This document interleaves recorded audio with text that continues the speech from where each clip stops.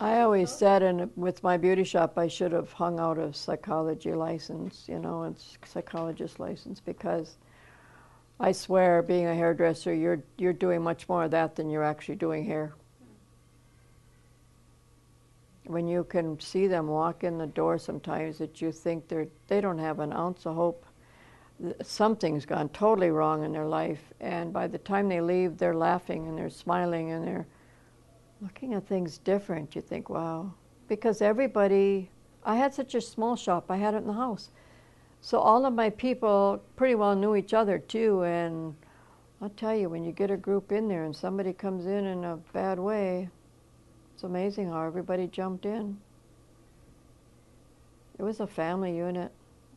And my kids learned how to deal with older people and with situations being in that place all the time.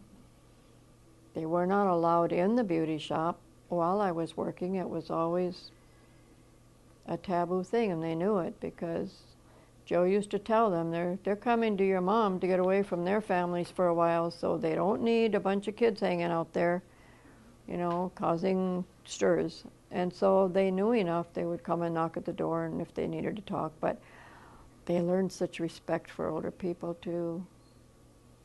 If I said, would you please walk her to the car, there was no hesitation. Well, I'm not touching that old person, which a lot of young people do because they don't understand. This is part of this generation thing because old people are afraid of young people. Oh, I don't want to meet them on the street.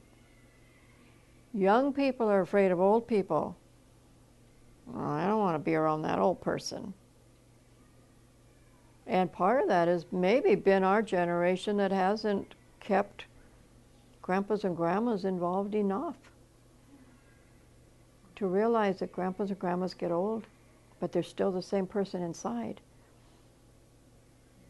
And this last generation, I mean, most of all of us had our kids very young, and so by the time they got to be grandparents at 40, 42, 45, they say, huh, we're not sitting around babysitting, we're going out and having fun, and the connection is gone. Everybody heading south. I used to ask some of my people, how can you leave before Christmas? Your kids are here. I raised mine, they can raise theirs. Bad attitude, but you can see it happening. These kids don't know grandparents. They don't know how to go and share a garden with grandpa or go fishing with grandpa or bake cookies with grandma. We have to bring that back.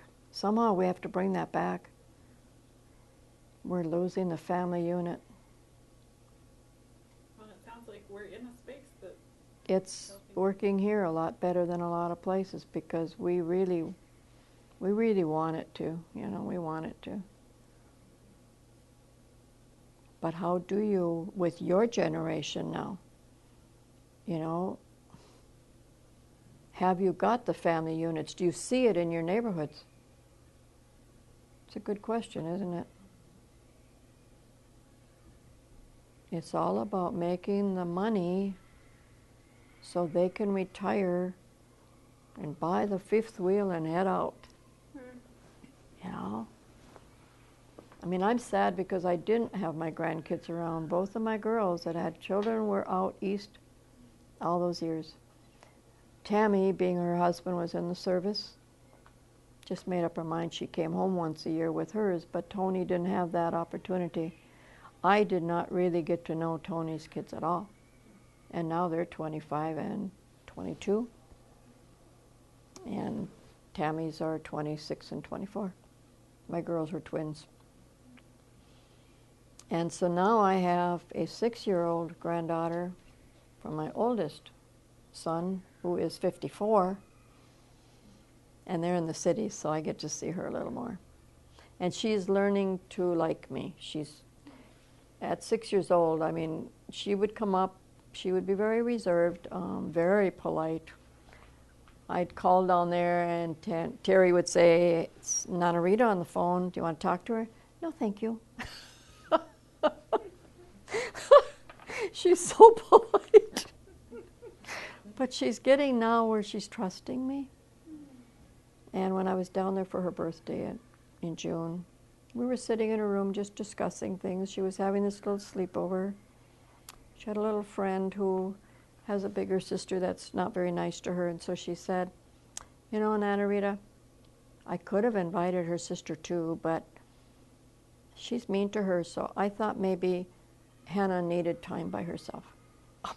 A 6-year-old telling me this. And then she looks at me and she said, you are so nice. I really like you.